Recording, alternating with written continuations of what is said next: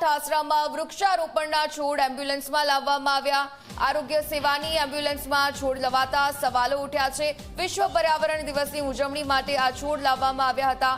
ઠાસરા નગરપાલિકાએ વૃક્ષારોપણનો કાર્યક્રમ યોજ્યો હતો તો એમ્બ્યુલન્સના ઉપયોગના નિયમો સામે પણ સવાલ ઉઠાવવામાં આવ્યા। શું ઠાસરા નગરપાલિકાને અન્ય કોઈ વાહન ન મળ્યા? ઇમરજન્સી માટે દર્દીને એમ્બ્યુલન્સ નહીં મળે તો જવાબદાર કોણ? તો એમ્બ્યુલન્સ ઉપયોગના નિયમો સામે સવાલ થઈ રહ્યા છે। એમ્બ્યુલન્સના તમામ આ નિયમો છે તેની સામે ઠાસરામાં વૃક્ષારોપણના છોડ એમ્બ્યુલન્સમાં લાવવામાં આવ્યા।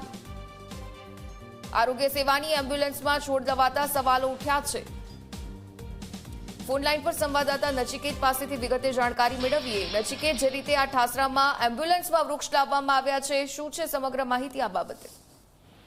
ઉર્મિલા, ચોક્કસ જો વાત કરવામાં આવે તો ગુજરાત સરકાર જે વૃક્ષારોપણ પાછળ કરોડો રૂપિયાનો ખર્ચો કરે છે, ત્યારે બીજી બાજુ એક એવો કિસ્સો જોવા મળ્યો છે કે ઠાસરા નગરપાલિકા દ્વારા વિશ્વ પર્યાવરણ દિવસની ઉજવણી કરવામાં આવી। ખાસ વાત એ હતી કે જે આ ઉજવણી કરવામાં આવી તે નગરપાલિકા દ્વારા તેનું યોગદાન સહભાગી કરવામાં નગરપાલિકા દ્વારા આ કાર્યક્રમ યોજાયો હતો।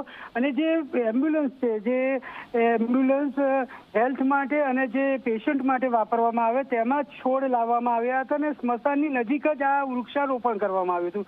એટલે એક જે વાત જે જોવા મળી રહી છે કે આ કેવી રીતનું હતું, કારણ કે જે ઠાસરા શહેરનું સ્મશાન છે ત્યાં નજીક આ વૃક્ષારોપણનો કાર્યક્રમ યોજવામાં આવ્યો હતો અને યોજ્યો હતો।